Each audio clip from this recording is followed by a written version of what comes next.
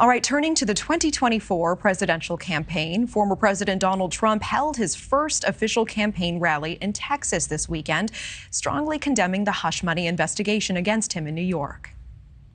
The District Attorney of New York, under the auspices and direction of the Department of Injustice in Washington, D.C., was investigating me for something that is not a crime, not a misdemeanor. It gets so much publicity that the case actually gets adjudicated in the press, and people see it's bullshit. One day later, the focus still on Mr. Trump's comments yesterday and the people he aimed them towards. Correspondent Evan Lambert live for us in Washington tonight, tracking the latest. Evan? Natasha, former President Trump did not hold back in attacking his critics and these investigations of him, all as an indictment is possible.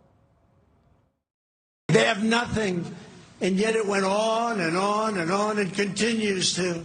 A day after former President Donald Trump's first official rally of the 2024 campaign, his lawyer defended him as he faces a possible indictment in New York. Not one misdemeanor exists. There is no crime here. There's not even a bad act, okay? Again, detractor of Donald Trump or not, there's a crime here. I mean, Trump's defense attorney, Joe Tacopina, also asked about the pointed attacks his client has launched on District Attorney Alvin Bragg on Truth Social, including a now removed post with an image of the DA's face and Trump with a bat side by side. Would you advise a client to personally attack a prosecutor like this? I mean, it's dehumanizing, Mr. Tacopina.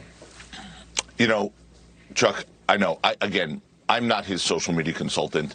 I think that was an ill-advised post that one of his social media people put up, and he quickly took down when he realized the rhetoric and the photo that was attached to it. In a familiar pattern for his rallies, Trump lashed out at critics among a friendly crowd of thousands in Waco, Texas, Saturday. He said he would be vindicated in the New York case for which he falsely predicted his arrest last week.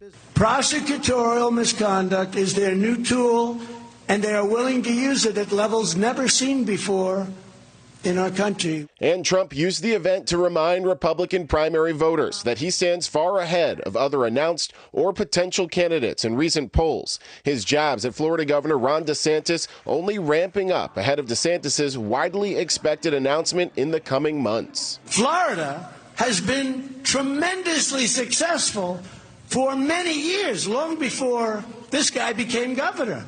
So he gets the nomination because of you. He wins the election because of you. No. So I'm not a big fan. The Manhattan grand jury considering charges against Trump meets again this coming week. Natasha? I know. We'll keep tracking it. NewsNation's Evan Lambert live for us in Washington tonight. Thank you. Thank you for watching. Go to newsnationnow.com to find NewsNation on your television provider. And don't forget to click the red subscribe button below to get more of NewsNation's fact-driven, unbiased coverage.